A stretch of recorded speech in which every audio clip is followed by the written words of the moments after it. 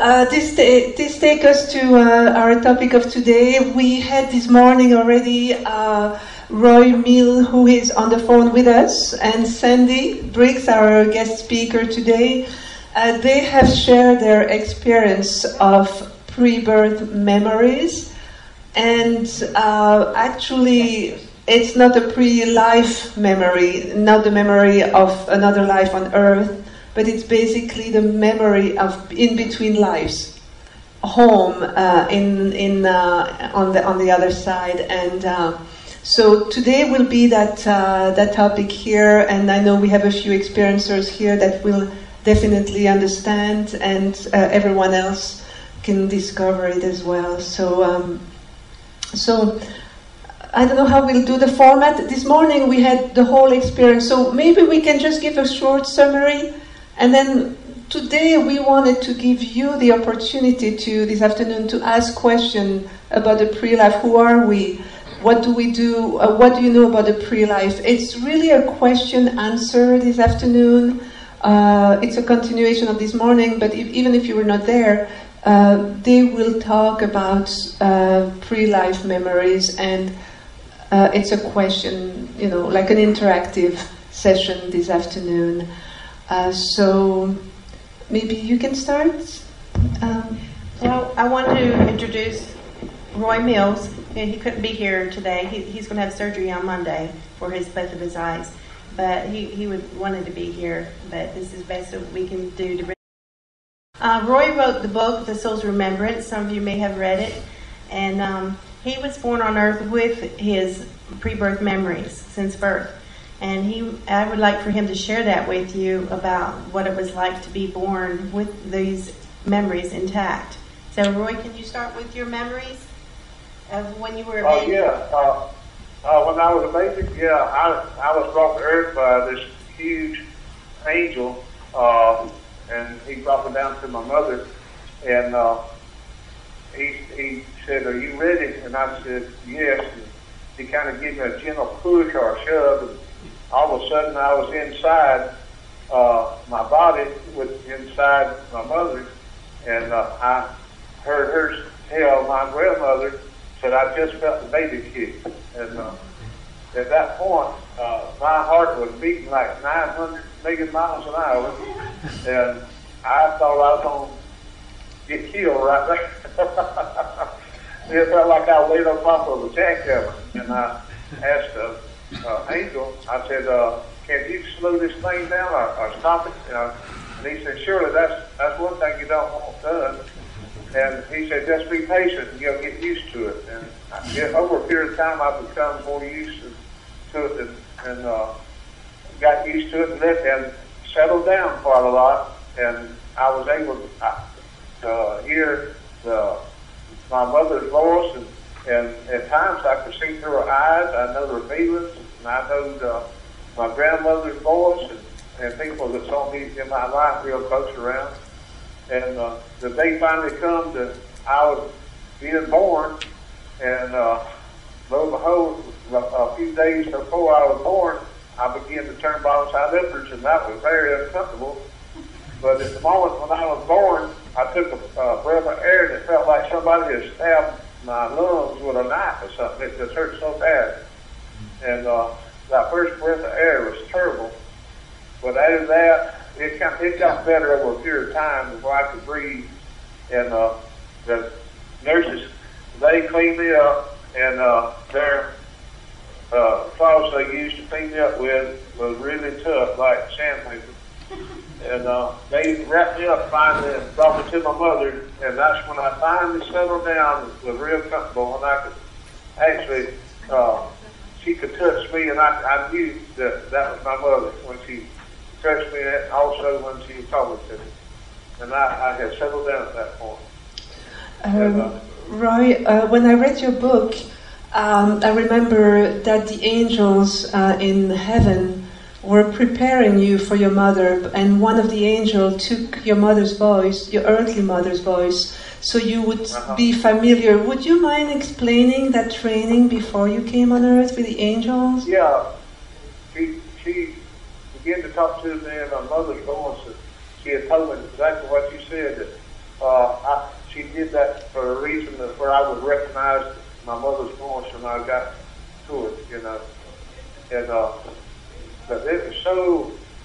At one time, I come down before I was born. She brought me to see my mother even before I was born, and before I entered my body. And we walked around in the room, looked at my grandmother and my grandfather, and they was ironing, and my mama was ironing clothes and all that. Before I would get custom of my surroundings before I was born, and know that I was being born into a pretty good family.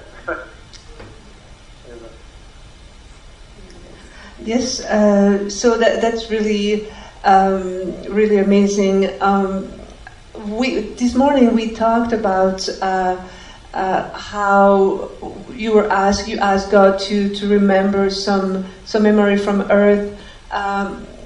Would you like to tell the scene before coming here? What kind of training the angels gave you in heaven before you came here? What were the training, the type of trainings, for example? Lots and lots and lots of training. Our training went on for a long time, very, very long time. And we had to pick out our life experiences.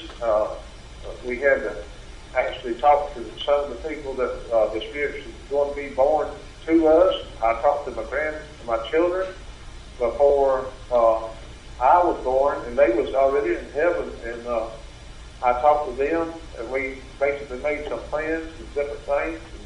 And some of our training, I'd come on through and up to another section of heaven where a lady named Tam was there, and she and I went through a lot of training together. And then Karen Baldwin was there, and she and I went through some training. Then we got down to Briggs, and she and I and the rest of them all got together and did the final training. And it was a amazing thing, just amazing. That's all I can say about it. It was very, very amazing. So, just to explain to the people here. So, Roy was in training in heaven with Sandy and two other people. So they all train before coming on earth, and they all find each other here on earth. They recognize each other, and that's what Roy is explaining. So that's the amazing part of this experience, is that they all remember each other vividly, and they have similar memory. Would you like to explain? But there were more than just us four. So far, we just found each other on earth, but there was many people. It was like this room, you know, each of us were participating and learning and preparing to come to earth. We were shown what it would be like individually. That's how I first met Roy. Is I started reading the book about Plato's book, The Last Days of Socrates, and when I turned towards the end of the book, my mind was teleported into heaven, and I saw myself with others, and we were all wearing white, and they were showing me white gowns. White gowns, yes. We were all wearing white. And we were planning things for our life to come here. And I remember I was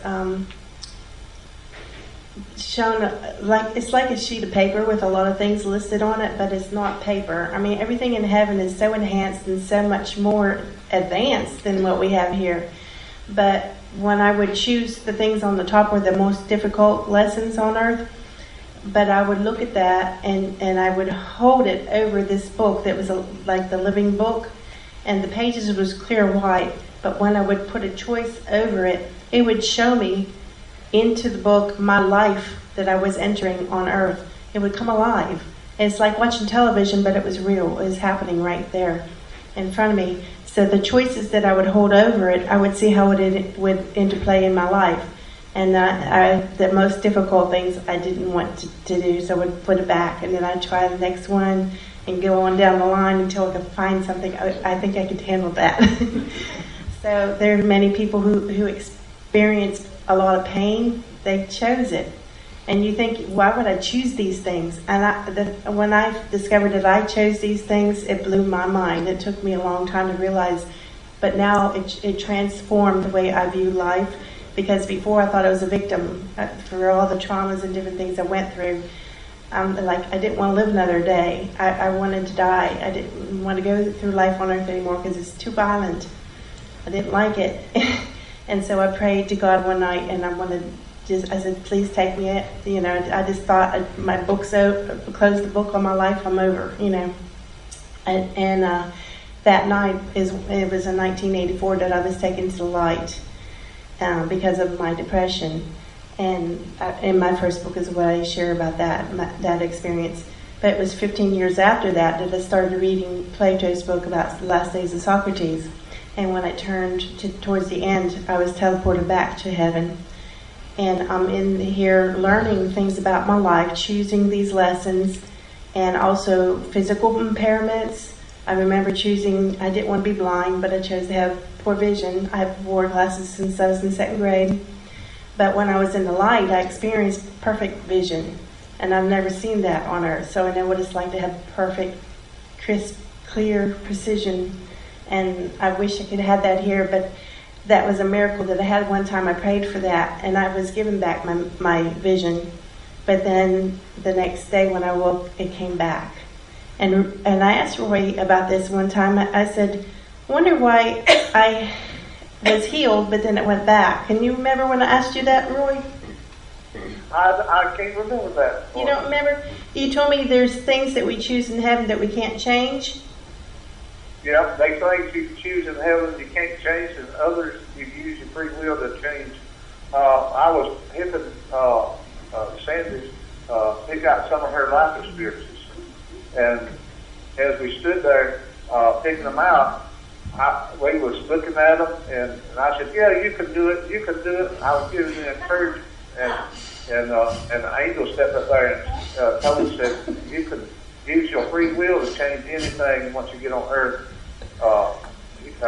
Some of these experiences, but some of them you can't use free will. You have to endure them, and that's basically. I remember helping you pick them out, and after all that, we went down to a huge, looked like a screen on the wall, but it wasn't a screen that looked like it was made out of water, but it actually looked like a movie projector screen. And we watched a lot of the events unfold there. And at that time, Karen Baldwin and I, and there was about 5 or 6 of us there watching everything, how it was supposed to come together. And then we went over to a place that looked like it had a restaurant table there, and we sat down at it and talked. The angel told us to wait until he gets back, so we sat there and talked amongst ourselves. And when he come back, he had another angel with him, and there was chairs there, kind of like a theater, lined up in rows, and we had to sit there in a certain way, and they explained to us about our missions, the questions that we may have had at the time about how we don't ever find each other on earth because we were so far apart. And they said, it's no problem, we'll make it happen. And they used Soul's remembrances as the way that everybody started connecting. And I remember that myself before I even shared with him, like 5 months before I shared my memories, that I had some strange memories, and it didn't make sense to me. I said, well, Roy was born with pre-birth memories, so maybe this will make sense to him. So I would share with him, and the more I shared with him, the more it would open up more memories. And Roy wanted me to write a book, and I never thought I would ever write a book, but I did, and he said that once you start, it starts coming to you. More and more will come to you. And sure enough, that's what happened with me, and now I just released my 3rd book. So I never thought I'd ever do that. Yeah. It's amazing to see how they were connected in heaven, and they are here remembering and sharing, just like as if we were gone on vacation together. And so you remember when we were doing this? And I think that's the most, it's very unique, because usually people that have pre-birth memory or pre-earth memory, pre-earth life memory, usually they always have a glimpse of it, like a little blurry, or there was a light, or I saw being telling me goodbye. But these are amazing details, and there are so many more. So we'll give you a platform to ask questions. There's only one incident that I remember you sharing with me, is when you were playing in a playground and that young woman. Would you like to share that experience as well? Because she was one of the ones that you saw it later on as well. Would you mind to share that? Roy and I both went to visit one of the women, Tam. That's not a real name, but using it to protect her identity. But Roy, we all live in different states in the United States, and each of us drove. Roy went with his wife, and I met them too, and we spent the night at her house. And we stayed up in the middle of the night, like 2 or 3 o'clock in the morning, sharing our experiences. And the more we shared, we connected with more and more things, and it just blew me away. I was in shock the whole time. Roy, and listening to you and Tam, and it just blew me away. And then that night, though, Roy had to leave the next day because his wife was sick, and so he couldn't stay as long. But while we were there, Tam was sharing with me an experience, and she was saying about a child, could you hear me? About some children playing in the field, but she was just watching them. She was sitting up on a wall and watching us, but she didn't want to play with us. And I remember this the next day after she shared this with me. She didn't point it to me that it was me or anything, but I dreamt it, and it came to me that night, and I had more detail than what she told me. But she, what I remember is playing in the field with a ball. We would hide it. The grass was really soft, and it was a beautiful green. It felt like feathers.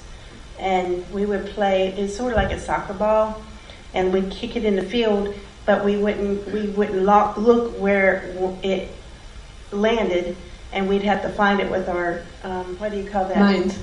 Yeah, telepathy. Located telepathically. Yeah. We were doing these games was to develop these abilities, and so I remember that. And one time, one of them kicked the ball past me, and then I found it telepathically, or however that is. I don't know what word to describe. It's not exactly telepathy, but something like that. Could you see it behind you? In a way, yeah. So but it's not looking at it, but just sensing it. That's kind of like the yeah. extent of seeing it. Okay. Yeah. And so I went over and I found it and picked it up right away. And then I looked up and I saw a girl sitting on the wall, and she was sad. She was looking down. And I looked up and said, wonder why she didn't want to play with us. Why are you sitting on a wall and you seem sad, So I started to walk over to her, and then like a guardian, I don't know what you call them. No, that wasn't the Centurion. Mm-hmm. This is like a supervisor angel, but in the positive way. Yeah, I don't know names that we can connect to Caretaker, with our language. Yes. But she stopped me and said, you can't talk to her. She wants to be by herself. And I said, well, why does she want to be by herself? Why don't she want to play? I just want to ask her to see if she wants to play. And she says, you can't interfere with her. She wants to be alone. So I looked up with her, and she picked up her head and looked at me, and she said, I'm okay. I just want to be alone. So I said, okay. And I turned around and went back. And she was sharing this with me, and I'm dreaming this and having all these details. And I said, I remember that, because she didn't tell me about this guardian that came up to me, and she was kind of roughly say, you can't go disturb her because that's, her free will. She wants to be alone. And, but she said she hoped that, Tam says she hoped that she didn't hurt my feelings. I said, no, I totally understood. So it's just things like that she was saying things that verified my memories. And this went back and forth, all night, hours of these verifications. And it's just, there's so much that it's hard to share everything. Mm-hmm. But then later, Roy told me about another woman, and she's Karen. She's written a book, and it's called Awakening. And her name's Karen Baldwin. And she wrote about her memory. She had 9 near-death experiences. She had a tough life, and she just had one in January. That's her 9th one, I believe. You want to talk about Karen? And Roy had 3 or 4 near-death she experiences. She really had a rough life. At one time, she was a truck driver, and one time she had been raped at one time, and another time she was a truck driver, and they tried to kidnap her, and that was out in Arizona, if I ain't mistaken, and they jumped on her and tried to beat her up, and she hit one of them so hard that when she got to the emergency room, the guy that tried to jump on her, his teeth was still stuck in her fist. She knocked all his teeth out. They were still stuck in her fist. And I think, if I ain't mistaken, she's had 2 double lung transplants and a heart transplant. And she's had several near-death experiences. And but she is a tough-minded spirit, I'm going to tell you. I know she really must have picked up an armload of experiences. All that stuff that happened to her. But she's good. And I remember up in heaven that same field that Sandy was talking about. It was green grass there, and Karen and I left and started walking. We kept walking till we come to a crystal. It looked like a creek or a small river. They had a beautiful, beautiful arch bridge across it. And we walked up on the bridge, and Karen said, "I'm going to stay here." And I continued on the journey. I went over to the Hollow Library to look at some black books. There's some different things there. And when we come back, we and her went on back to where you was at, Sandy. And by that time, Pam, she was off the wall, and we all went and practiced levitation. You remember that? Yeah. Yes, I do. When Tam told me that, I didn't know in that realm that we could levitate. I saw Tam hold up her arms, and she went up. And I said, "Oh, I didn't know we could do that. I want to do that too." But she told me that, and it triggered that memory. I remembered it. Go ahead. Yeah, she was better than me, lots better. And then the large, I call them escort angels, come over and guide us and carried us to the large white building that had 2 stories to it, but no stairs. And the only way you could get to the second floor is to levitate up there. That's how they seen your ability if you have got it developed good enough to get up there. Because there's a lot more books and things up there that even more advanced that show the reasons why this happened and the reasons why that happened. So that's why it was important to learn levitation. And but Pam was a lot more advanced in levitation than I was. Do you remember that 2-story building? I remember a building. I don't remember there being steps to go up to another one. That's not in me. I remember the exit room where we came down with the columns in front. Right now, that's the only building that I'm remembering. Yeah. But I know there's more. I just don't remember them. Yeah. Sometimes we was in heaven and we had to travel to a far distance, and we'd actually be in something kind of like a beam of light, and it was so bright that you couldn't even see yourself or see the other angels in it. And that's the way we traveled a lot of times. And it'd be nearly instantaneous, but you'd be in that beam of light. And I reckon it's the best way to get around. And did you remember that beam of light? It sounds very science fiction. But it's amazing the abilities that we had there. That we're not even, the technology we have isn't anywhere near that yet. If it ever gets here to that point on Earth, I don't know. But yes, Roy, in your book, when you were talking about the angel training, I remember that you also had energy lights, sparkle coming out of the hands, and it was another type of training than the earthly training. Actually, it was more about energy training. Do you remember that portion of your book? Tell them about the rainbows. Oh, the rainbows, yes. Yeah. In the angel's hands? Yes. Yeah.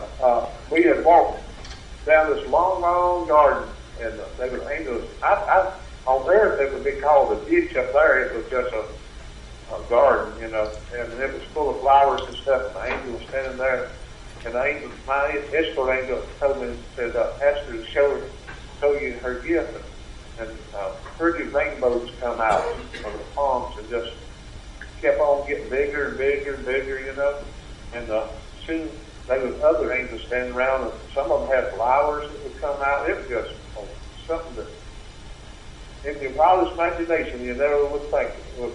You know, on Earth, you know that wouldn't happen. But up there, they kept on, so there was lots of them standing around doing it. And then there was one out there that had just a small rainbow coming out of his, and I exceeded, I reckon, and went out there. I asked him, I said, is that all you can do? He said, yes. He said, show me your gift. I didn't have nothing to show it. And so that kind of put me back in my place. Everybody's gifts is so wonderful.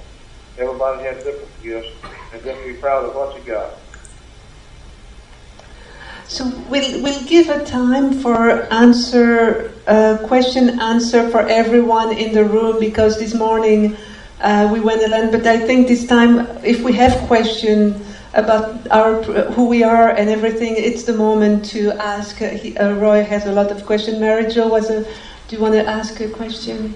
Yes, thank you. A couple of thoughts came to me as you were sharing what you were sharing. One of them is when you described that you were receiving training. My thought went to, well, when we're trained, it means we're being trained for something, you know, because training exists to accomplish a goal. And so the thought came to me, I wonder if as a group you have, you're talking about communicating, but have you identified what you were being trained for? So Mary Jo is asking, while you were being trained, what were you trained for? Trained for? Just to live on Earth real good and get this message out, and Prebirth Memories, and try to help those we can along the way. And that's a toughie, and because you kind of encourage people to start down thinking and everything in that nature. So you have to be kind of careful, or I do, with my gifts, because everybody down here on Earth don't think the way I think, and especially in this part of the country, because it's the Bible Belt. And you better not say nothing much out of the way, unless they'll label you as being the devil and all kind of other things. So it was kind of difficult. I had some difficult things. Even just my abilities brought me kind of difficult in a lot of ways. Does it answer? Please go ahead. I remember being one of my missions was to a lot of people in this world fear death. And I remember that was right after I read The Last Days of Socrates, and I'm with them, and we're training for my life. But this being had a lot of authority he oversaw our whole group. And he said everything's already been said, everything's been done for everybody to know the truth, but they still, some of them choose not to come to heaven because they fear heaven. They fear when they die. And I didn't understand it. Well, what do I understand that the people on earth don't understand? What is holding them back? Because there's no reason to fear heaven, because God loves all of us. And the religion does not separate us in heaven. We're all connected. We're all one. We all came from God. We're all from the same, source. And so I thought about using the energies of positive, negative to help explain, and that came from Socrates, and it's in my second book, how this world was created to be the perfect way for us to explore our free will.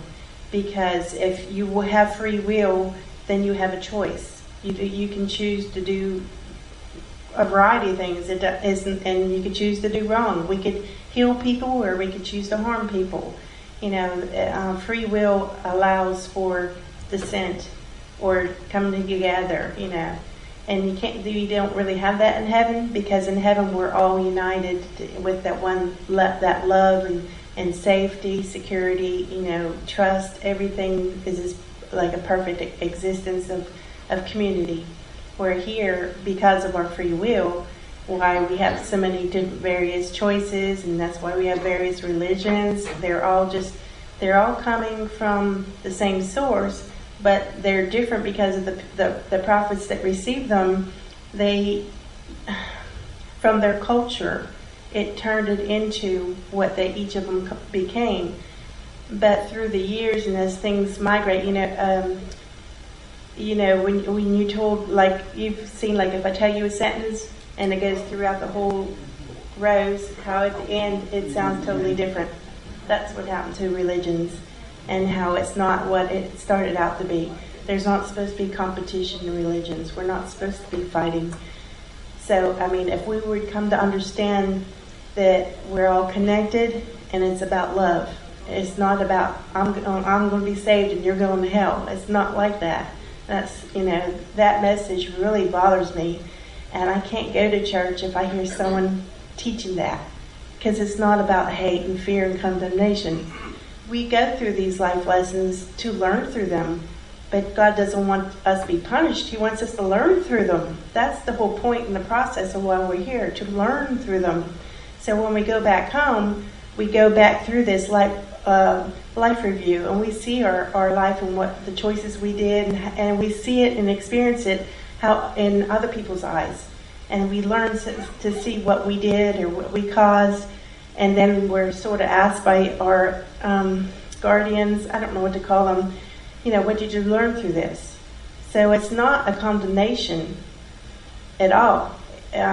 It's about knowledge, seeking knowledge and experience, but it's all about love. Would you say that it's somewhat like our life, our experiences on earth are a form of training our free will toward love? Yes.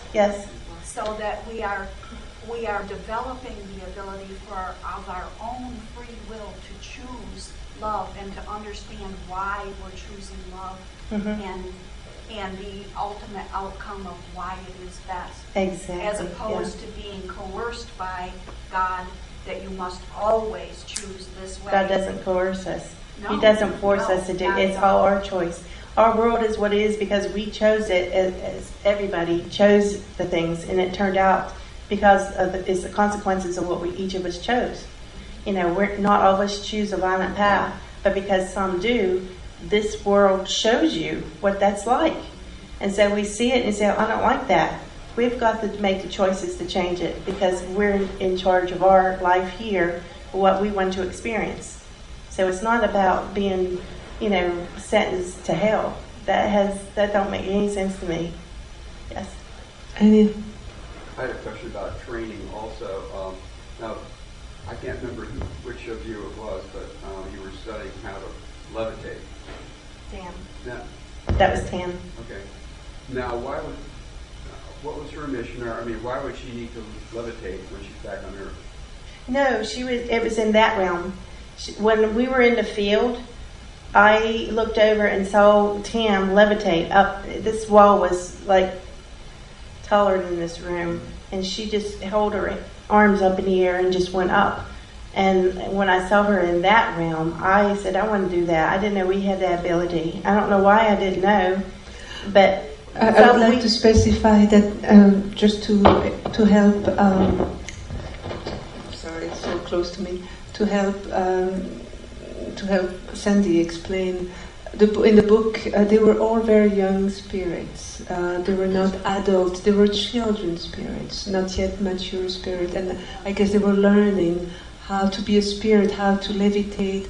But a lot of us, during our near-death experience, when we go back, everybody's levitated, everybody's hovering. People are not necessarily walking. You don't have to walk. You can levitate, you can hover, you can do whatever. And I understand that it might have been what you think. It might have been because you were a young spirit. You had to learn all those abilities. Is that making sense? We were all kind of in different levels of understanding and experiences. So, I haven't experienced that ability of levitation. But I know in that realm it's possible, So it's like you're learning your nature as a spirit. Yes. That's part of the learning. Yes. And then also you were making plans for when you came back down to earth, what you would do and even how you would look, right? Yeah, I was not concerned how I looked in here. I know, but the point is, when you got back down on earth, you recognized each other. Now, how did you recognize each other if you changed from there to earth in appearance in some way?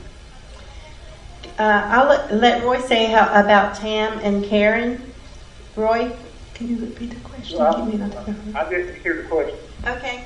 Can you share with them how Tam found you, how she discovered you, and then also about Karen? Okay. I wrote the Soul's Remembrance, and Pam was reading it, and she saw my picture in the back, and she recognized it. And I told her, I said, yeah, you ought to recognize it. You followed me all over heaven. and then I was out doing a lecture in Scottsdale, Arizona. I'm sorry, it's not Scottsdale. It was Salt Lake City that I saw Karen come in the wheelchair when I was giving the lecture. And she started telling me, she knows me, and tried to get up from the wheelchair. And I said, no, don't get up. When I get through my lecture, I'm coming straight to you. And I did. And goodness gracious, I remembered her. She talked to me for hours. And afterwards, we went out and eat, and stuff of that nature. It was, that we know each other instantly. I'll try to not make any noise and go to the... we can't... Okay, the technician said no. No way. So we are going to... So I think maybe still there might be some question, and maybe I'm wrong, but I think that he probably didn't appear just like that picture while... So there's something else that's being recognized. Maybe that was part of the question. Right. Okay. What is it that is being recognized? In my first memories of him, he was blurry. I couldn't see his face. But I sensed his presence. I knew his soul, his spirit. There's something about him. I recognized him that way, by his presence. And we talked on the phone. I haven't met him in person. But when he was sharing me these things about our memories, I felt like it was him, but I still couldn't see his face. Even though I saw him in the book, I couldn't see in my memories. It was like a blurry face, but everything else I could see. And yeah, okay. Is that what you wanted to know? Yes. You have a question? So up in heaven, are all souls in human form, or is there Depends on what level you're at. There are different levels. Sometimes they're just like energy balls. I think that's what Karen talks about in her book. Karen Baldwin talked about in the Awakening, and she updated her book. Now it's Awakened, past tense. But she talks about sometimes she's seeing spirits as balls of energy. So they're all real. I mean, they're all true. From different experiences, each one shares different things. It just depends on what level you're at in that realm. Yes? Does Jesus Christ fit anywhere? Yes. How does he fit in or whatever? So we had that question this morning, and we can ask Roy, somebody here, and Elwood, and he knows you had met you before, I think. I've talked to him before. I talked to you on the phone sometimes in life, and Elwood is asking you a question. What about Jesus? Who is Jesus? What are the information we have from the pre-birth memory? Yeah, Jesus is the Son of God, and y'all been able to hear me? My phone is really messing up. Yes. Tell us Yes. that. Yeah, we hear you. We hear you. Okay, great. And Jesus is the Son of God, and he's the highest ranking up there. But he's one of 7 of God's sons. And I'm going to say that because there were 7 of them in this room, and they stayed there the whole time, for a long, long time. And the angels would come in and attend to them. And as they started their service here on earth, that the angels would escort them out one at a time, over the period of time. And I told them I didn't want to be born the age Jesus was born, so, you know, that was 2,000 years ago. So I must have was up in heaven and followed a spell. And but he's there, he's kind, he knew everything, and had a tremendous, he had more abilities than the angels, and he knew all about us from start to stop. And I asked him one time, for some reason or another, I can't remember the details, but I asked him, but he'd forgive my sins, and when I was able to come back to heaven, he said everybody comes to heaven that wants to come to heaven when they pass away. And that's his exact words. So another question that comes up, who were the other 6 ones? If there were 7 of them? They was of other minor religions and major religions. That's the only way I could put it. Some of them was in the beginning, the religions was not. I reckon the population of the earth wasn't so much. So anyway, they was just had small groups, and the others like the other major religions of the earth. They was there. Each one of them. I'd rather not talk about religion too much. Right there on that one. Were they all of Earth? Were they all on Earth? All the 7. So you mean that the 7 sons that you said sons of God, were they all on earth before or on other places? They all come to earth at one time to be born on earth, including Jesus. We had a lot of hands went up. I'm trying to give opportunity. I know, Marjorie, you have a lot, but I will give you more opportunity. I'm sorry. I want to give everyone one opportunity, and then I come back to everyone. Go ahead. Yes? I wanted to ask, it sounds like from Roy that it was just this one life, that he waited, had an opportunity to be born when Jesus was born, but he waited 2,000 years. Is it your understanding that we're only born once? No, Roy has memories of being here on earth again before. Right. So, You want to share that, Roy? So, Roy, the question is... I didn't hear the question. The question is,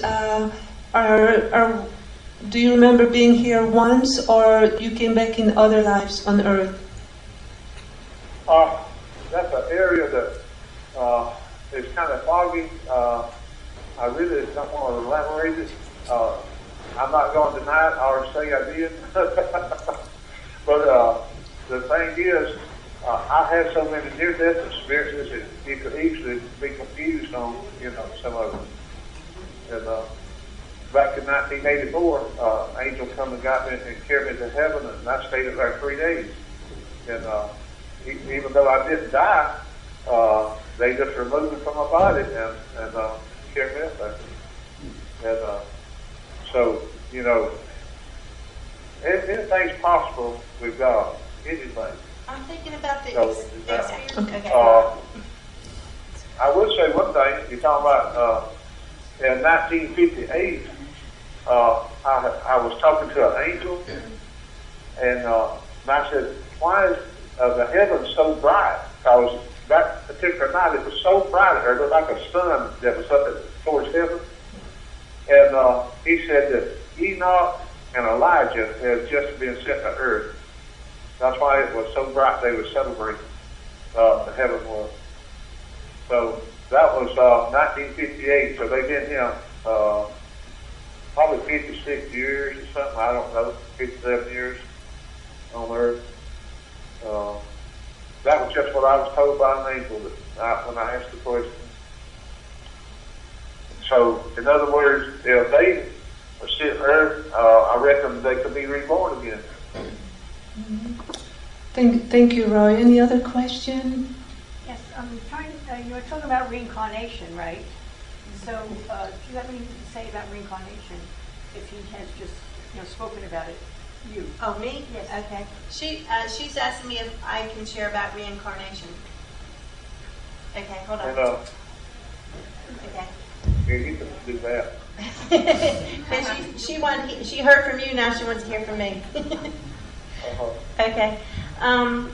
I have no problem of having multiple life experiences because I know, I was born here on Earth, but when I opened up to my pre-birth experiences, and before that, in 1984, I was taken to God in heaven.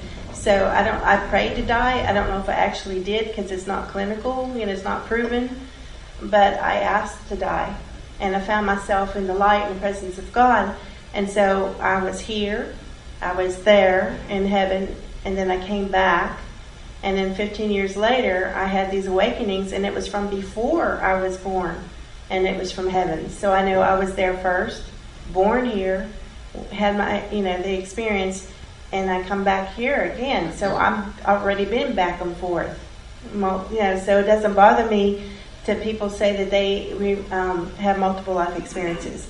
I just come in and out of this one body, but I don't see any problem why they can't be born again into another lifetime, because anything's possible.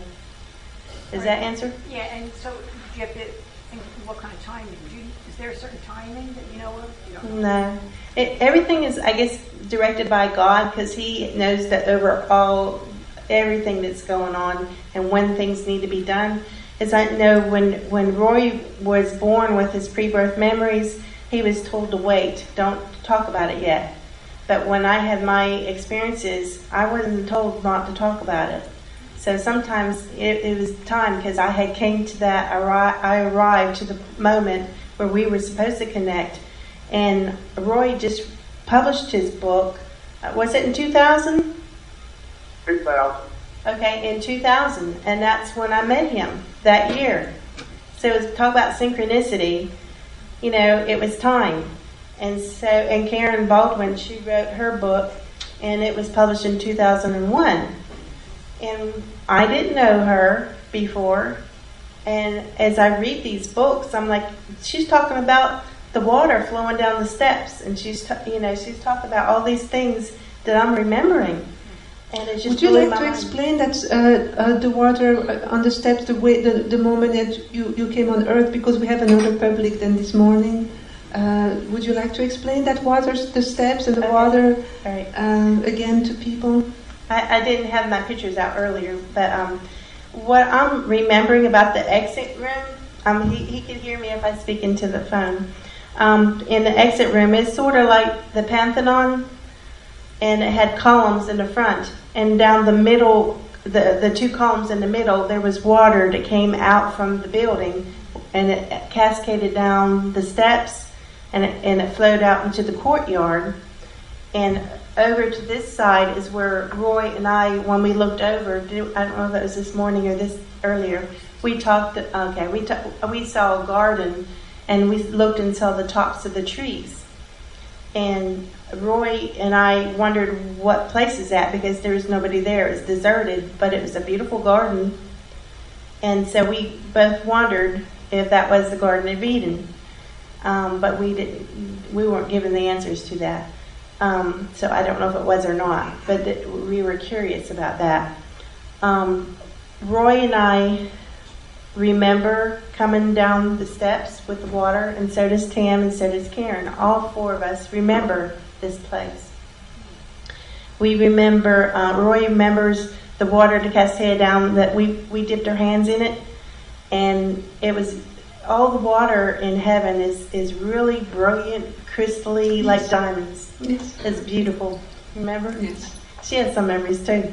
I remember that place too, that I saw it, and I saw other beings in that place with the water and everything. So And over to this side, on the left side of this building, is where there was a wall, and it held the dirt up.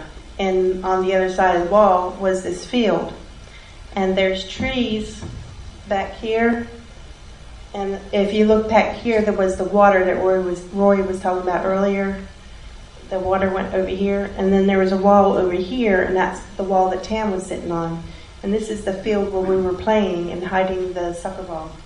And we all remember this. So, I think I was going to share something else. To come on Earth. That's where you were coming on Earth. Yeah, I want to say that. I remember this is the point on this side where the courtyard ends. We were escorted to come to Earth. And when I asked Tam, I just talked to her the other day, I said, what do you call these beings who escorts us, from heaven to come to Earth? She said, they're called Centurions.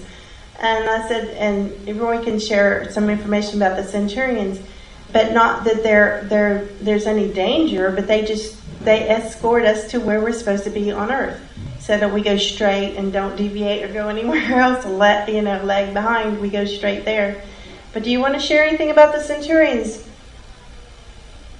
They were very tall, and they were very, very powerful, and but they was, as far as I know, they never had to protect us anything other than guide us in heaven. But when we went to Earth from the exit room, I'm sure that any kind of negative images or whatever by they encountered, they was prepared to deal with them, And but I've never seen no negative images at all as long as I was with them. And but they were very huge and very powerful, and 7-8 foot tall easy. And what do you think about how tall they were? I couldn't say how tall they were. I don't know. I don't know. I have another question. Yeah, so you had, earlier you had talked about that you've basically been told that everybody could go to heaven except for whatever reason people's fear kept them from going to heaven. So if they don't go to heaven, where do they go? Is there a hell? Do they go to hell? Or is...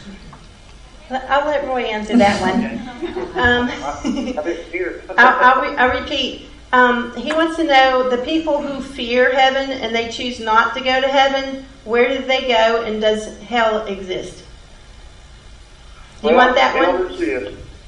Yeah, I think that hell is real. Because they talked about it while we was in heaven up there.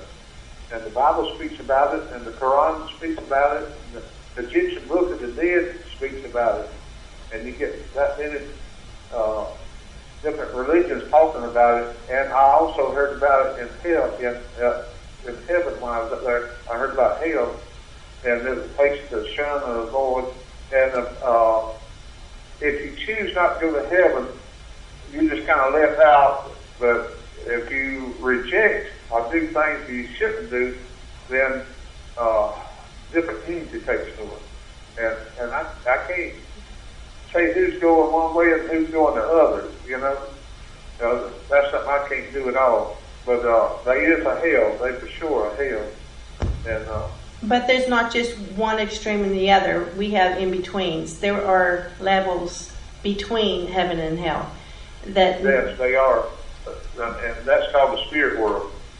But we go to where we fit in, because, some people don't fit in heaven. They don't want to go there, but they don't belong in hell, The only ones that go there who deliberately reject everything that's of the light. If they reject love, they reject, compassion, all the things that are divine nature, and they're totally against all that stuff. It's there because some people actually do choose it. Not that God wants you to go there, but it's there because of free will. And so you have... It's a temporary state. It's not eternal. Or heaven is eternal. That is a temporary state. You have angels or beings of light that still go to those places after, and they try to bring them back to the light. And these are very, very courageous angels, because they go into a very oppressive environment, but they still try to bring them to the light, to bring them back to God. They have still that mission to do over there.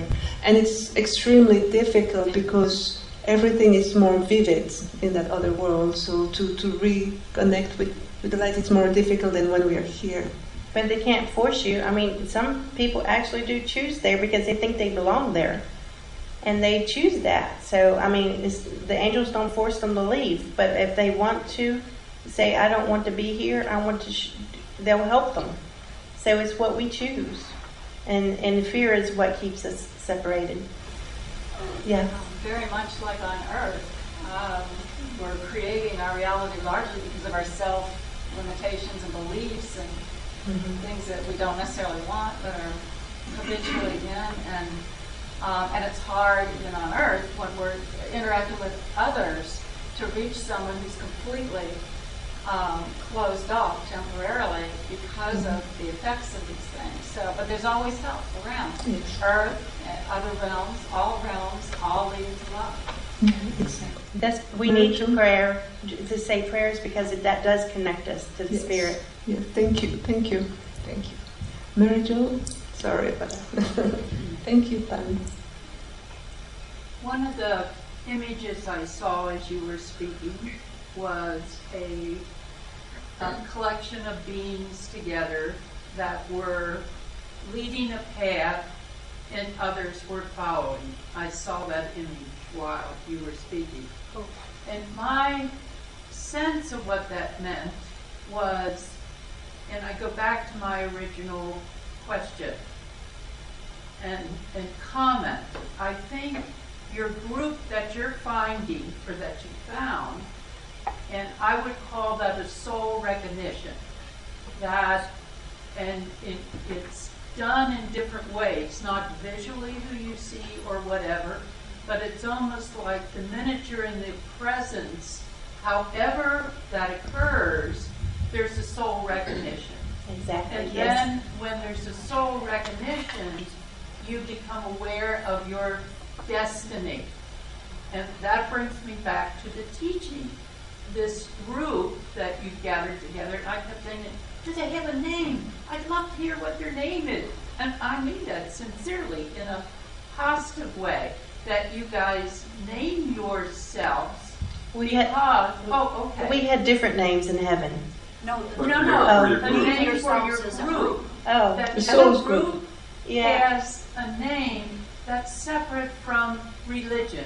In the past, no, I'm serious about this. Mm-hmm. In the past, we have religions that define a framework of how we come together and grow spiritually. You're presenting data from your experiences that are showing other ways on how to grow spiritually. And I mean that very positively, that I think, and I kept seeing, well, each one of you like defining yourself. Okay, this is my experience, this is Roy's experience, and each one says, this is my experience. But we are this group, whatever this group is, and our purpose. And together you say, what do you think our purpose is? What? You see what I mean? And then the teaching comes from that. I feel that's who you are. Thank you. I don't know that we were given a name of our group. I just say we had soul connected missions. And do you think we were, Roy, do you think we were given a name of who we were as a group? I don't know. It seemed like they was some name started with an M, like Maylaw, some kind of name like that. And but we had each individual. We had different names in heaven than we do here on earth. And I can't even recall my name I had up there. You used to. Yeah, I used to. I got it wrote down probably somewhere because I write a lot of stuff. And But I think that's your next Maylaw, step I believe, is that what the you group can name do. was. if you choose to do it as a group, and that there'd be a lot of power in that. We are planning to, Marjorie, it's really good what you're saying, because with Roy and Sandy we had talked to, we're planning to meet Roy and Sandy and a few people that had pre-birth memory and those that want to learn, to just spend a small weekend informal together. So it's funny that you're saying that, because we were just talking about doing that. So anyone that has not asked question, that has a question to ask, go ahead. And Karen, I will come back to you, I promise you. I think it was the other night Anne was likening us to waves that are also part of the ocean, as individual waves, and then emerge back into the ocean as how we belong to God. Do you and Roy have the experience of God being a separate entity, or as something with which we merge when we get to heaven? In my experience, I need to repeat to Roy. Roy, she asked, like, I wish, can you come up and share with her? Share with Roy. Wait a minute, I couldn't hear my phone talking. I've asked her to come up and ask you directly. But okay, she's coming. Hello, Roy. I was wondering if your perception of God is that God is a separate entity, or is God to us like we are waves in the ocean, something with which we merge when we reach heaven? Yeah, we all do. We come as one. When we come to, when we get to heaven, there's a big white throne and a big white chair sitting there that glows light, and he's sitting in it. And once he calls our name to come forward, we are one with him. He is us and we are him. And he knows everything about us. And we basically know everything about him. And only after that's complete that we have a separation as we go on into heaven, and he prepares to call someone else up before him, and the same thing happens with him. And a lot of experiencers, they when they go to the light, they say they merged and they understood. And I had an experience too where I merged with God's consciousness and I became one with God. But I would still, after I would come back to my, like a pinpointed perspective, pinpoint of consciousness. But I would merge back and forth from being my tiny pinpoint of perspection to God's consciousness, and then it would expand, and it's like I was God. So that would happen. But then I would go back and forth. Whenever you wanted to. No, it's because it was a communication way. Because when we merge with God, we feel what God feels. We see what God, everything that God is thinking. We're merged with it. We understand because we're one. We're together. But then we're back to who we are. We're like little pixels on a screen. That's good. Thank you. I think Karen, and then you, Jennifer. And I was just more or less going to make a comment to clarify what Roy said when Mary Jo asked about, does your group have a name, or have you thought of the group of you being called by a name? And I heard Roy say, I think, but clarify if I'm wrong, he said, I seem to remember that there was something with a letter M. And then he said, like, M-A something. He pronounced it, but I don't know if he's ever spelled it and written it down as this is the group name. Karen's, what, Roy? Karen is asking again about our group, and where you said it started with an M, the name of our group. Yeah. And she wanted to know if you ever wrote it down, the spelling. No, I haven't wrote the spelling down, but I'm pretty sure it was Maylaw. And that was the word that our group was called, Maylaw. Maylaw? Maylaw. M-A-L-O-F-F. M-A-L-O-F-F? I really don't know. I'd have to look it up. Maylaw. When they chose that, they didn't give us a piece of paper or nothing with the spelling on it too. But I don't know what. earthly nationality it would actually be, but that's just the way that what it sounds like, Bela. I don't have a memory of that. I don't know. Thank you, Karen. Thank you. Jennifer? Yeah, so when you were describing God, and I know that has different connotations for different people, or the source, people have different words for that. I'm hearing a lot of referring of the pronoun to him. Did it feel like more of a masculine energy in the literal sense in your experience? Okay, I've experienced God both ways. I've experienced God in 1984 when I experienced I was taken to the Father. But then when I had this conversion of our consciousness, God was both masculine and feminine, but it was not in form. There was nothing physical. One part up here felt masculine, this part felt feminine. And that's when I was communicating with God, and I was this little pixel. And as the feminine part was wanting to create, she wanted to share all that she is. She wanted to nurture and to love. She wanted expression and involvement with life.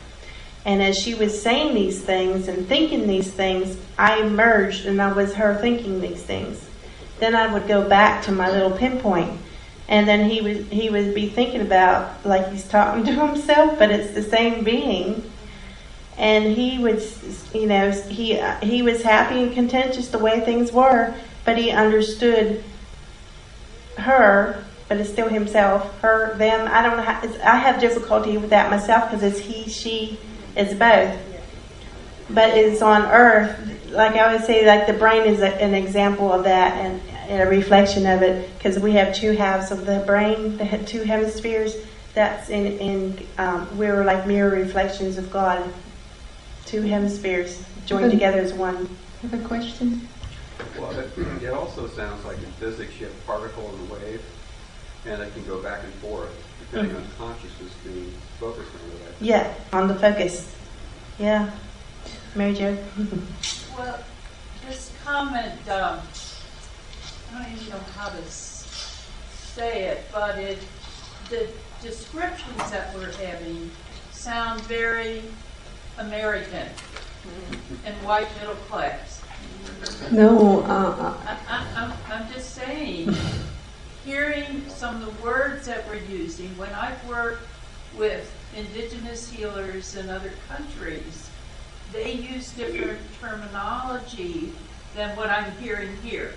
I think it's normal. I would interject with that because we are American. We're living here. That's the vocabulary we have to express it. And indigenous will have another. French people. I moved to the U.S. There are some things that we say totally differently.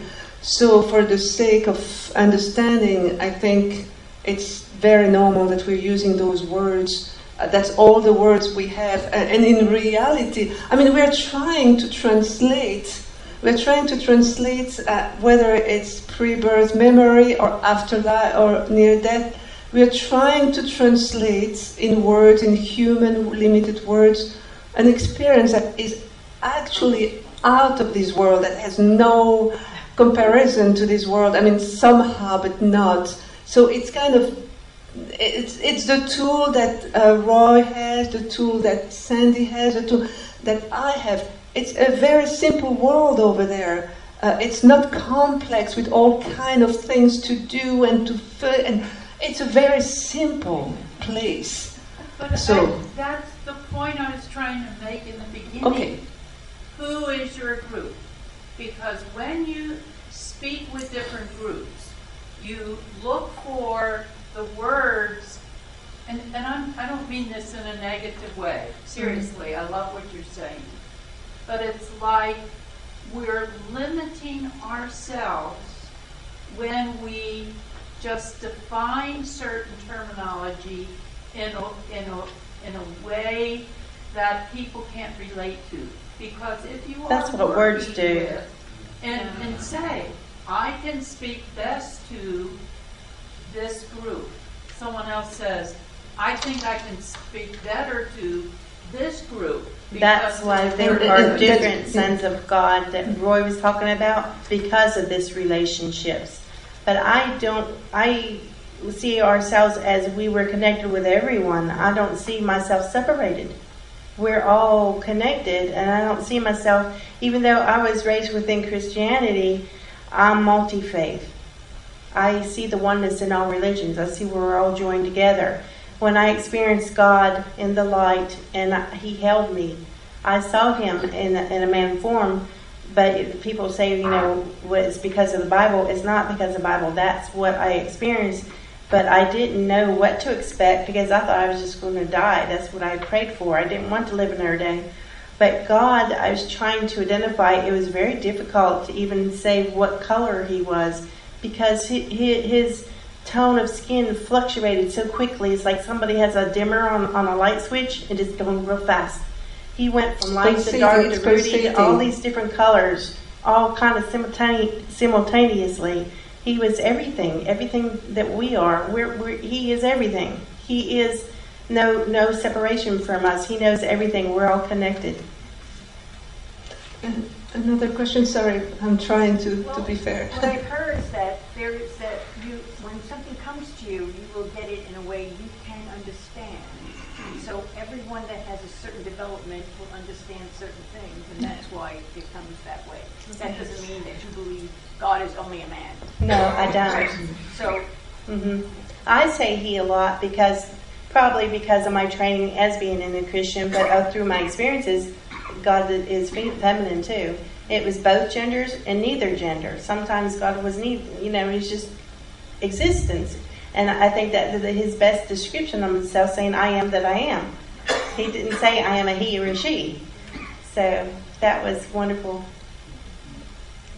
Can I give? It's a question for Roy, and he might have said this earlier, but I missed it. Question for you, Roy. When was his earliest memory? I mean, he remembers before birth, but as he was growing up, when did those memories kind of reappear? So, Roy, the question is, on Earth, as a boy on Earth, when was the first time that you remembered your pre-birth memories? Immediately, as soon as I was born. And I never forgot it. I never forgot it from all the way through. My memory is intact from heaven to my mother, to birth. I remember being born, all the way to this moment. I never lost my memory.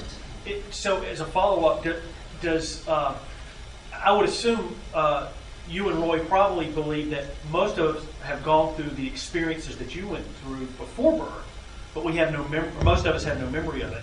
That's my understanding. Yeah, does Roy believe his memory of it is an anomaly or a mistake in the process? No, not a mistake at all. He asked for this.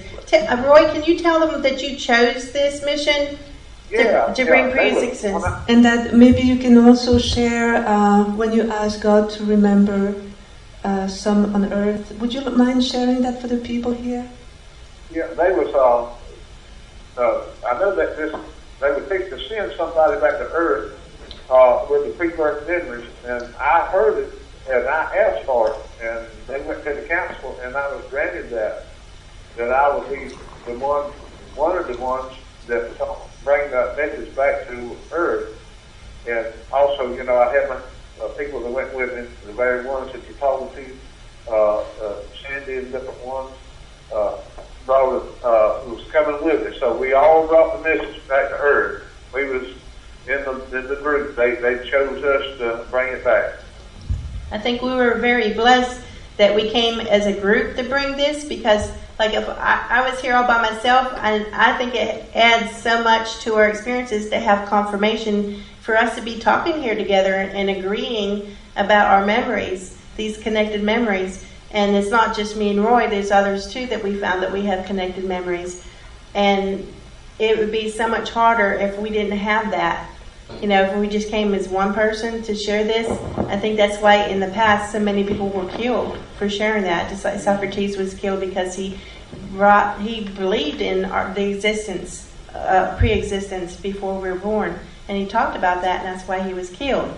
So every time this message has been brought to Earth, they get killed. So, I mean, we're in danger too, but yet we came as a group to help give each other the support and the credibility for it. And I think Roy asked God to remember. I think you shared that. Would you mind sharing the moment you went before God, before you came on earth, and asked to be remembered? Would you mind sharing that? Yeah, and I went up and told him, they asked for a presence with him, and they directed me, they got me by the hand and put me right up on the stage, right next to the big throne where the light was, the big orb of light. And I was talking to him, he was talking to me, and I told him I had a question, and he allowed me to come in the light, and I told him something I had to tell him about what was going on in heaven. It's kind of like a secret type of thing, but he informed me that he already knew. And I also, while I was out, asked him if I could be born with that ability, and he granted that to me also. So that's how it all began. I remember in heaven because I remember being and seeing this. I was there in front of when Roy was asked for this. But I remember in heaven saying, I wish that I would be born on earth with pre-birth memories. But then I almost started getting, I wasn't jealous, but I envied it. I wanted to do that too. Not that I didn't want him to experience it. But then I realized, this was a special mission for him, and I was given what I needed to accomplish in my life, no more and no less. Each of us have our own missions. All of us have our missions, and we're given the gifts and the abilities to do so that we can accomplish what we came here to do. Yours might not be the same as mine, but they're all come together because they were all interconnected and related in the same overall scheme of things. There's so many, to put this conference together, you need so many different people to put it all together, so we need everybody's work in this world to come together. And that's why, just to finish that's why we have people that never had an NDE or pre-birth memory shouldn't be envious or sad or frustrated, because it was a perfect plan. Maybe if you had an NDE or a pre-birth memory, you wouldn't be as efficient as you are without, because you have that mind with a perspective that's different and to help for the mission on earth. Roy also, when he asked God to remember, I remember in the book that there were archangels around telling God, no, he can't remember. It's part of the mission. You don't remember. And Roy insisted, and then God turned around to Roy and said, I'll give you the opportunity to remember. So that was beautiful to see God's love and kindness and tenderness. Yes. Yeah. I think there's a whole group going on there. Aren't you glad you didn't have to do it by yourself? Yeah. There's still 2 questions, so... yes, the first time. Would you mind to ask? Yeah, I think this is something stirring in me that I need to talk about some more, because I'm a trauma therapist. And I recently was doing trauma training, and there was one sort of very young man who was into a lot of spirituality and everything. And he sort of made the comment, well, don't you know people chose their trauma beforehand? And the whole room went crazy, and he almost had to leave the training because it was so blaming the victim, and, well, after all, she asked for it, or those people in the Holocaust, they chose to do that. And so that piece of it, I know there's a larger context around it, but I think some people who are sort of naive spiritually or don't want to, they will use it as an excuse. Well, I don't have to help those starving people because they chose it, and that's the larger, that's what disturbs me about that piece of it. Yeah, they're supposed to learn compassion through it.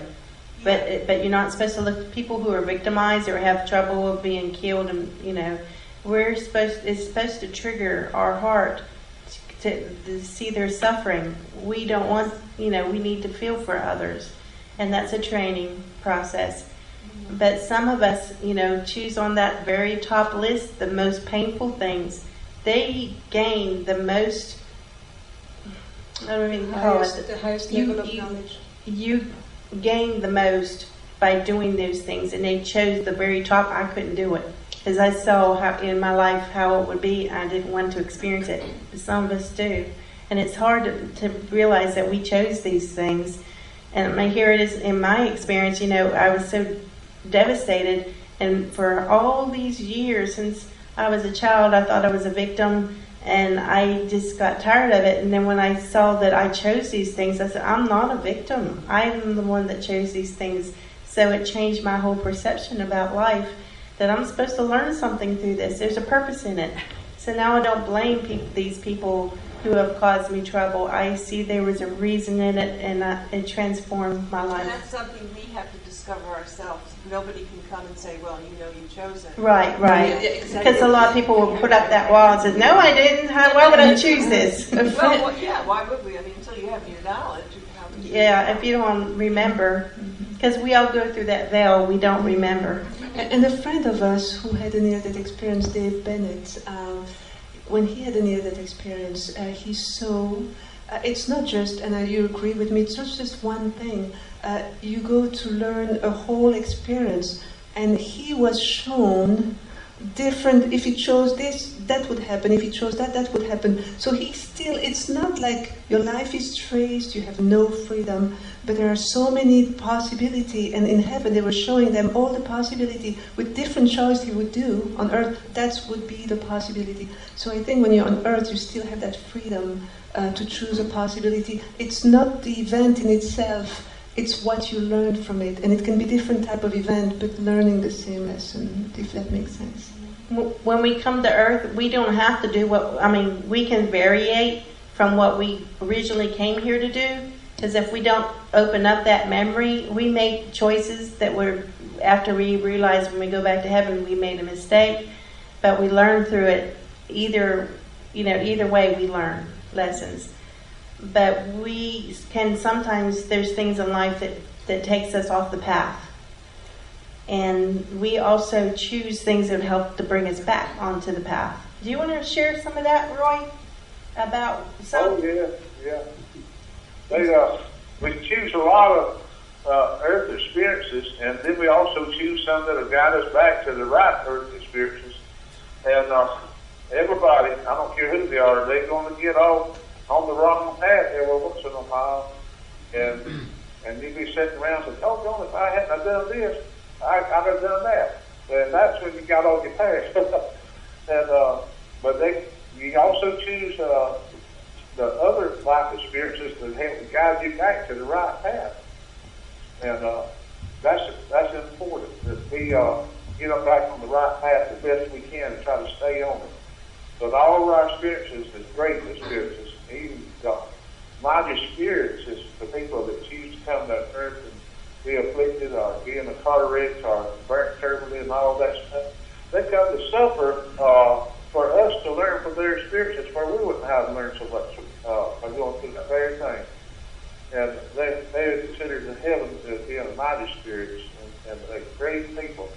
And the downtrodden people and the people that's mentally retarded and stuff of that nature, he chose that.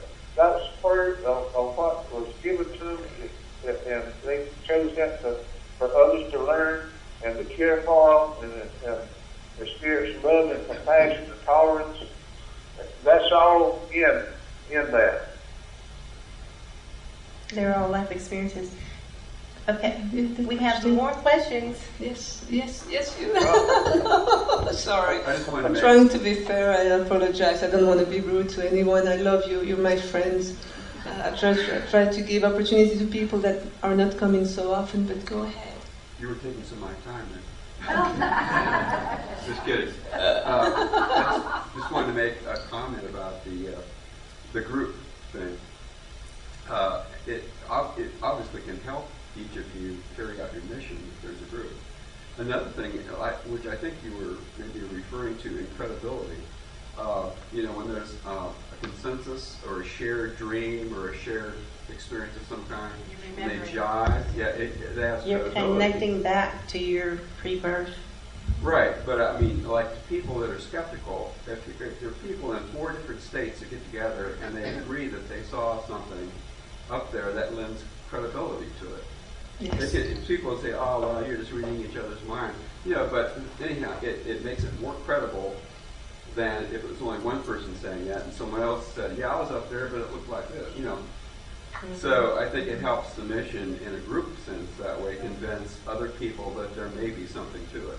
That's why I'm so happy that Roy was able to do this. I mean, he's going to have surgery on Monday. He put that off so that he can do this. And I appreciate that. I'll give him a hand. Thank for you. That.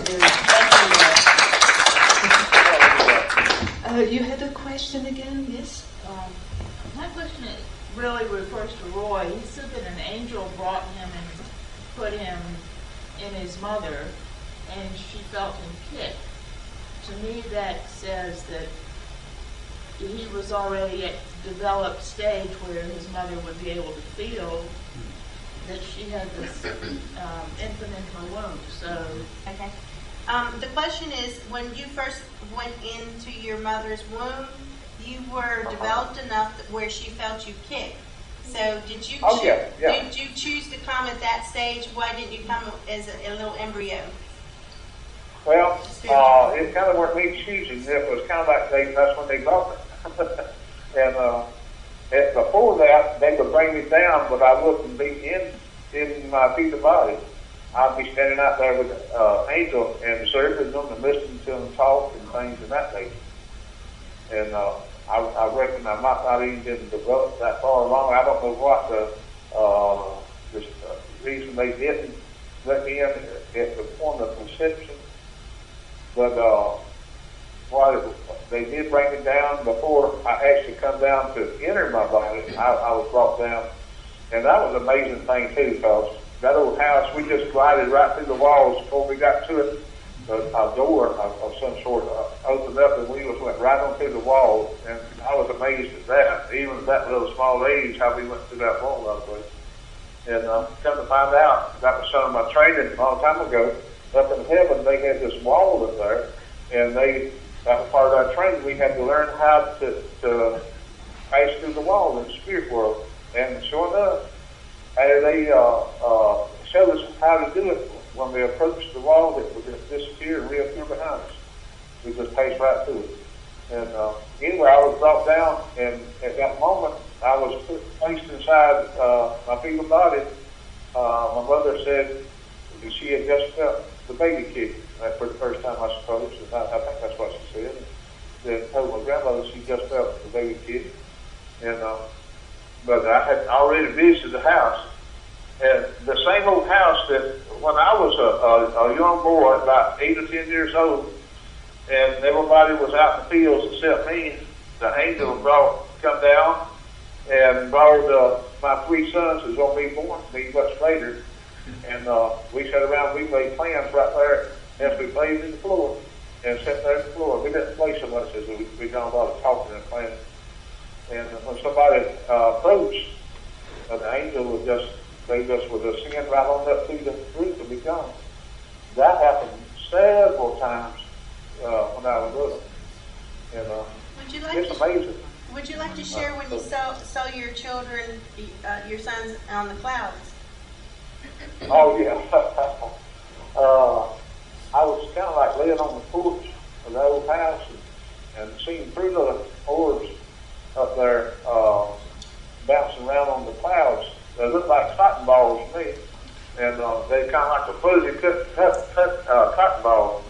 And I said, what in the world? I was looking at it, and then I picked up a message from them, and they was hollering, hey, or telling me, hey, and I jumped off the porch and went running down through the field, hollering to the top of my lungs, y'all get back to the edge of that cloud, you're going to fall off. And one of them told me, if I do, it ain't going to hurt me. Yeah, that was I could show you exactly. If I was over there where I used to live, I could show you exactly where that happened at. It was amazing. Yes, you have a question? Yes, so this is for Roy. Another question for you. Okay. So he has memories of entering the fetus at the point where he could carry his memories with him. He could hear the mother, the grandmother. Does that mean as an infant he skipped the pre-verbal stage entirely? Did he understand adult conversation from the moment of birth? He wanted to know if you skipped the baby years, like in your comprehension, that you, from the moment you were born, you understood language, that you could understand what they were communicating. Were you able to talk early? Not so early, but I knew every word everybody told me. You know, they was talking to me, but I couldn't get my doggone hands and arms, and they were so heavy I couldn't get them to move. And I wanted to go this way, they usually went the other way and stuff. It was a long time, and I had to concentrate, not only trying to talk back and forth telepathy like I used to do, trying to get my muscles in my mouth to form words, and that's, you know, I basically learned how to talk about the same speech. I have a question as well. When you were in your pre-birth life, were you aware of other worlds beside the earth? Right, yeah. Up in heaven, there's this platform that Austin and I would visit. And at that platform, for some reason or another, you could see other places you can't see here from this earth, other worlds, you know. And I reckon you have spiritual eyes which give you the ability to see a lot further than you can with the physical eyes. And they showed us this world and that world, and told us asked any question, and they give an answer to it. And I think I remember being there with Sandy and a lot of the other ones on that platform too. And one of the questions I was talking about to an angel one time that was with us, I said, "Will we be able to see this cluster over there? There were some stars we could wander because they were super bright." And they said, "No, you won't be able to see them from Earth, where it's located at." And that always kind of confused me, but I thought the Earth rotated and you could see just about everything, but he said you couldn't see them, and I didn't see them either. I was going to tell them, there was a movie called Mission to Mars that came out in the year 2000, and it was directed by Brian De Palma, but there's a scene in it where there's a face, it's made out of concrete or something, but it has a door that opens up. We didn't see anything like that. But when you go inside, there's a platform that when they stepped on the platform, they were out in space, and they could see the planets orbiting and rotating. But that's what I remember, and Roy remembers this, and Yvonne remembers this. Standing on a platform, and you're out there, and you could almost touch the planets because they were so close. But we remember this, and that's what he was referring to. And we always had somebody teaching us behind, somebody who's showing us and informing about it. Do you remember that as well? There's some kind of teacher or some kind of... Actually, Roy was the one who was my teacher there, that was showing me about the light and the dark. He was the one that showed me this platform, and because he was supposed to show me, because I didn't know what was be like, because in heaven it's only light. There is no darkness in heaven. You can't even form a shadow in heaven. But on earth, where I was coming to, the earth revolved around. There was light and dark, and that scared me when I started thinking about it. I said, the darkness, because that's about like Satan. And I don't talk about Satan. I don't use that word. But I remember asking that in heaven. I said, doesn't Satan rule the darkness? And I connected that. I remembered that. And Roy was telling me that I asked that question to him. Do you want to share that, Roy, when I asked you about the light and the dark and you were telling me about the planets? Yeah, rotating. Not levitating. Rotating. Yes. Yeah, rotating. And it was haze dark and haze light. That everything on the physical world was haze light, haze dark. Is that the one we was talking about? Yes. Okay. And that Satan basically are negative spirits, negative entities rule the darkness. And Lord God, He will rule it all, but He was in charge of all the light, So I'm sure I got it wrote down to that part, and I can't remember exactly how I had remembered it. I had a stroke about a year and a half ago, and some of it has disappeared. But just one or two little memories that slipped away in Hartford, and that might be one of them. I wrote about my connection to how this works, and it goes along with in my second book about Socrates, about this world is a polarized version of God's attributes. We are a reflection of God's attributes, but it's reflected as a polarized complementary fields where you have the positive and the negative, and we have hot and cold and soft and hard and all the complementary characteristics.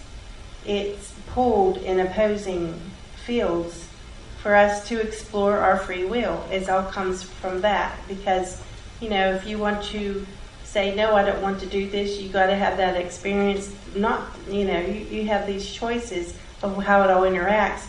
But I talk about like war. We don't like war, but through war we learn what it is to be to have compassion, and we learn what it is to be brave, honorable, all the things that you learn. There's still qualities, and there's a reason for wars that it does teach us, through the struggles, what it's like to be brave, And we wouldn't have that experience in heaven because there's nothing to fear, no pain.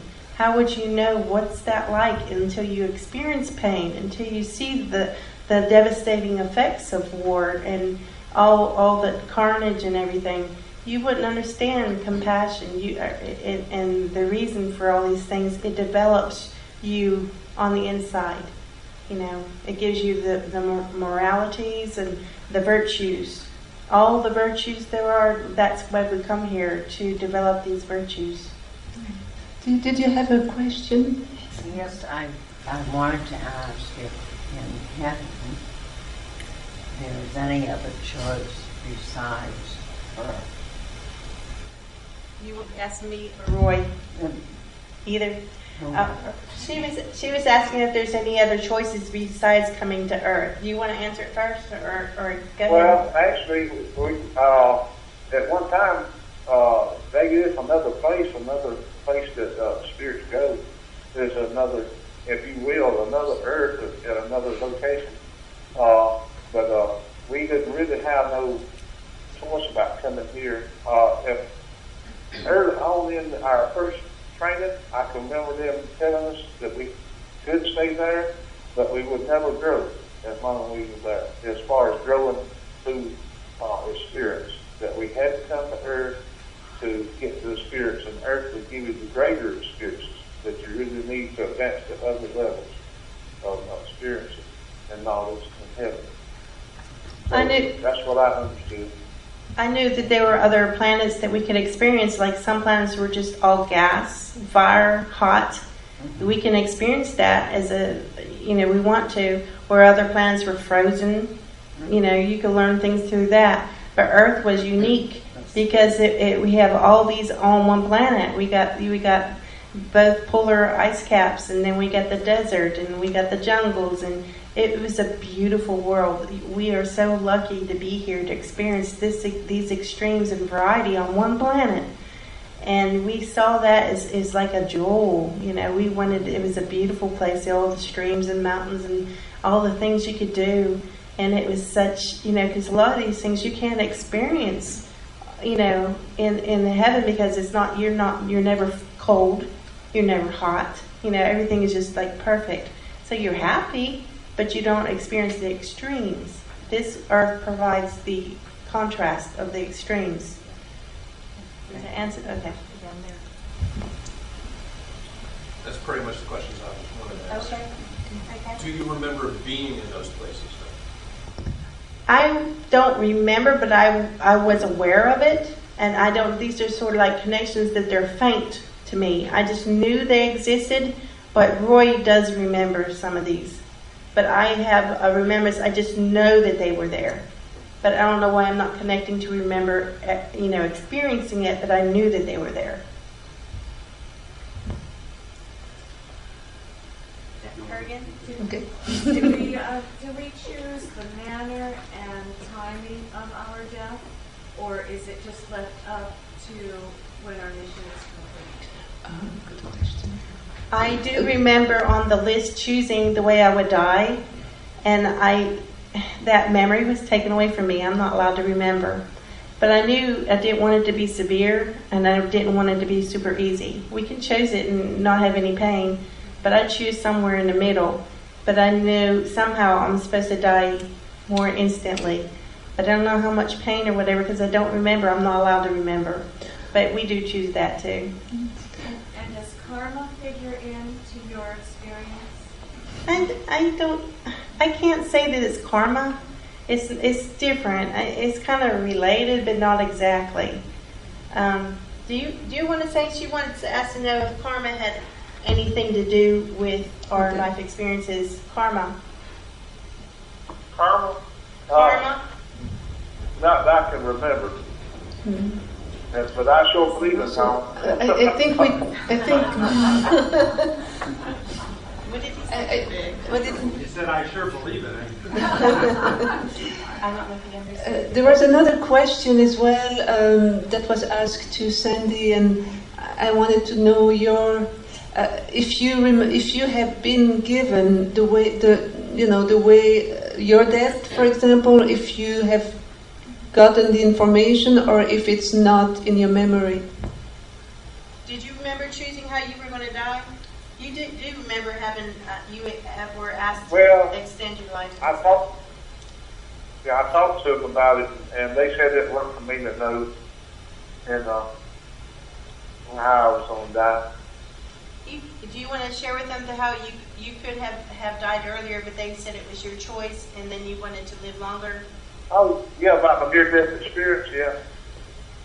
And, when I was young, I had choked to death, and I had a near-death experience. And when I went to heaven up there, talking to the angels and different ones, I was really, really happy up there. And I told them that I didn't want to come back. And did I have to come back? And they said, yes. Said so much is dependent on you returning that you had to come back. And but I sure didn't want to come. And, you didn't meet me yet. I had a whole lot you had to come back to do this. Yes, I'm doing it. Yeah, but also when I come back in a beam of light, actually. But I found out as I was traveling, there was a lot of other people in that beam of light with me. And we was all in there, we was talking to each other as I was traveling down that beam of light, And one of them was my oldest son that was there, and he was talking to me in that beam of light as I was going back to my body.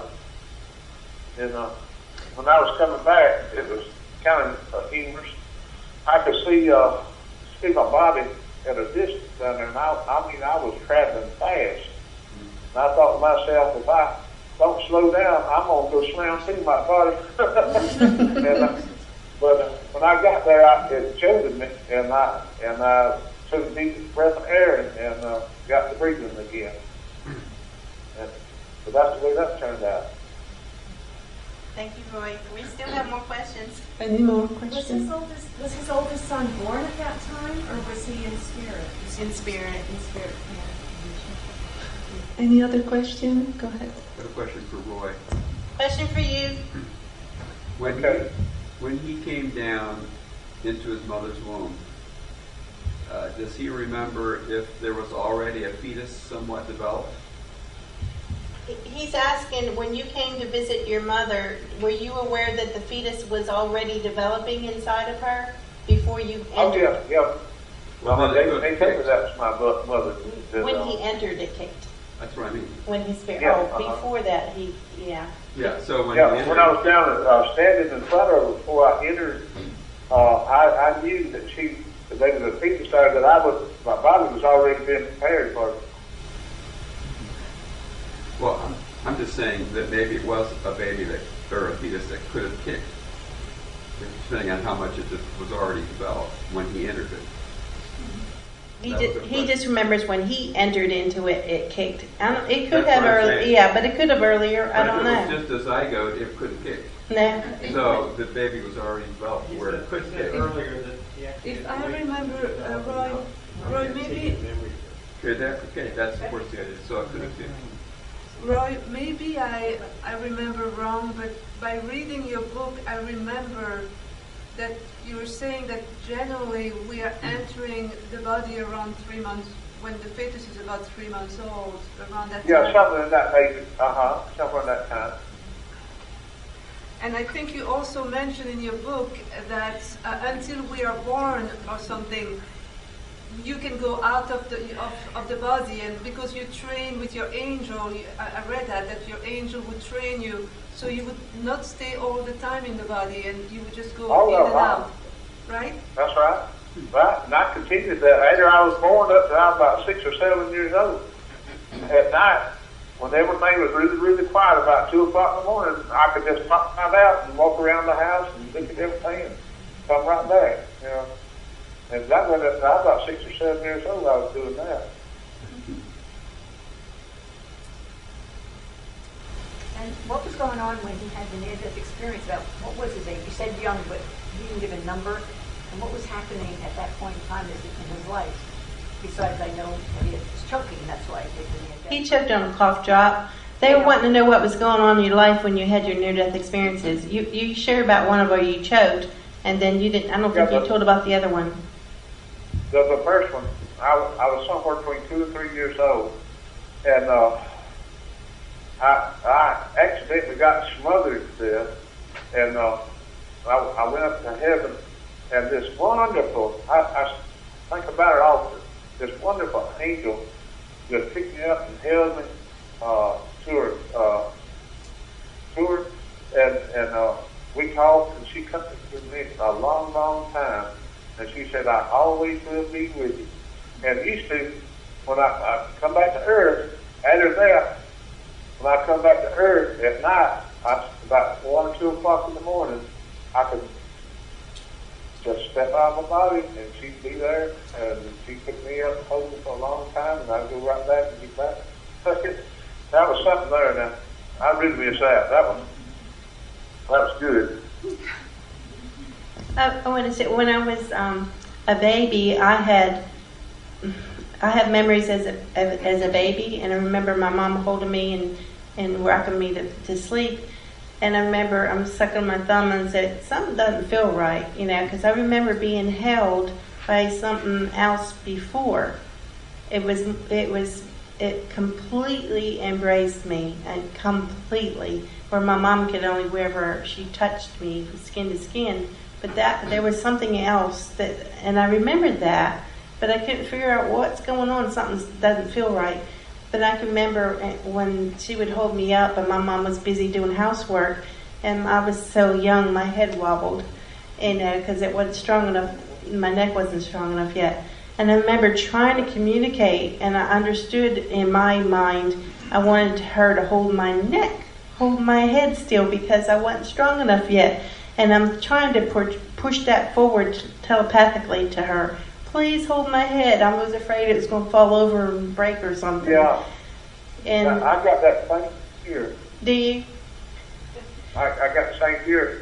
When I was young, I had an aunt that just would not support my head when they picked me up. Everybody would except her. And as I seen her coming, I start raising Cain and spoiling.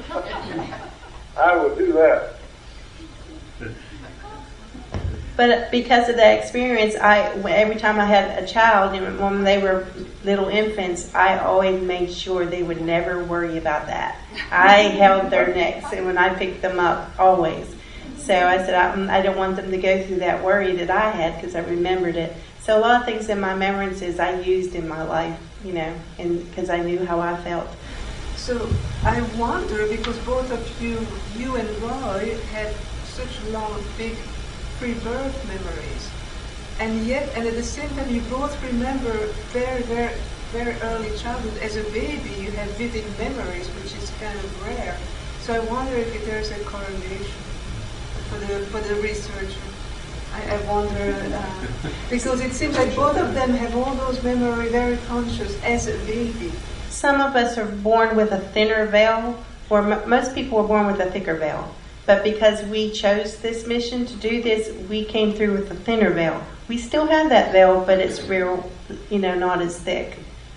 So that's why we have connected with these memories that came back to us sooner.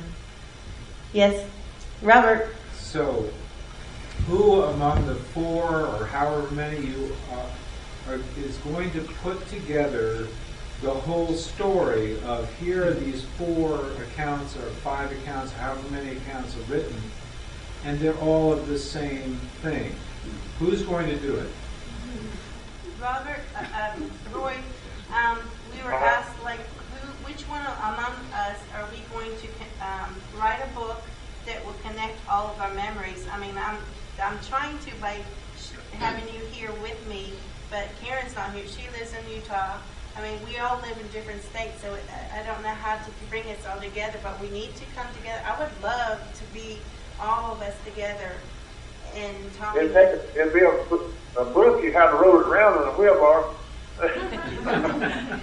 No, you need a book that says all 4 of these books fit together and they tell the same story.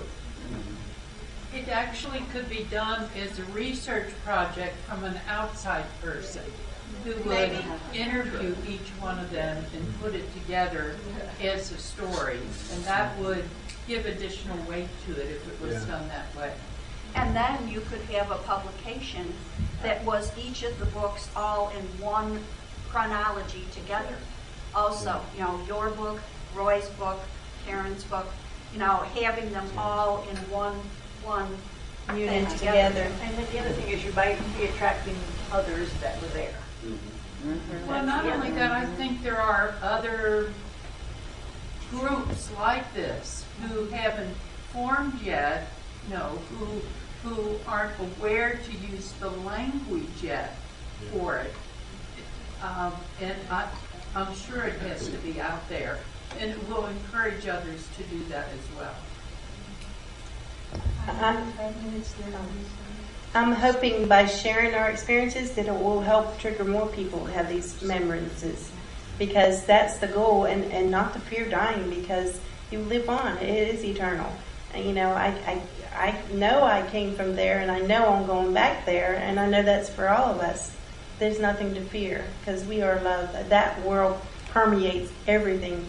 100% are, love and peace and security. We don't have any fears, so.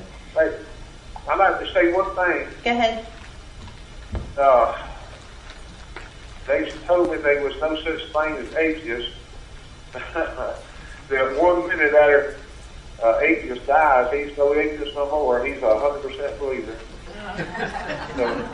Well, once you cross over from this world and you see you're not dead, I mean, you're still living, how can you be an atheist when you experience it? That's right. That's what, yeah, that's what they were saying. Do we have a last question? This will be the last question. The last question. No, Somebody else might have a better one. No, it's because we only have 5 minutes. When you said that everybody sees that they're still alive, will we see and know people that we love that have gone before? She's asking if when we go to the other side, will we remember the people, and will we recognize them that we? Oh yes. I'll be very shocked that they didn't meet you at the gate when you got there. I'll be very shocked. Even I remember some people that I knew apparently in some of my doings up there that I met them at the gate, and they was probably some of my distant ancestors. But I met them at the gate, and everybody else was doing the same as they came in. That's one thing that helped me the most to realize, because I always had, especially when I was young, it always broke my heart. my kindergarten teacher, that after I left her, I cried and cried. I said, I'm not going to see her anymore, And when my mom says, you'll see her again, something just soothed me, and I immediately didn't worry anymore. And now that I have my experiences, I know I'm going to see my dad passed. I know I'm going to see him again. My mom had a stroke and she's not herself anymore, but that's not her. I know I'm going to see her again and she's going to be whole. Because in heaven we're whole, and we're eternal spiritual beings. So that soothes me knowing that I'm going to see these loved ones again, and we're going to celebrate and share our experiences with each other, and it's going to be a wonderful celebration, getting together again. Thank you so much. And this is a beautiful ending. It was a very beautiful ending. Thank you for this question. It's true that it brings a lot of emotions, but that's what IANDS is here for. It's to bring, to connect heaven, the afterlife to this life, the pre-life to this life. So I just want to thank everyone. We could spend a couple of more hours. I know that they have rented this space until 5 p.m., so the time that they move everything, so we have to finish. But I want to say thank you to everyone. Thank you to Roy. Thank you, Roy, for joining us. Thank you for this honor. We really feel honored, and thank you so much. Welcome. Everyone's welcome.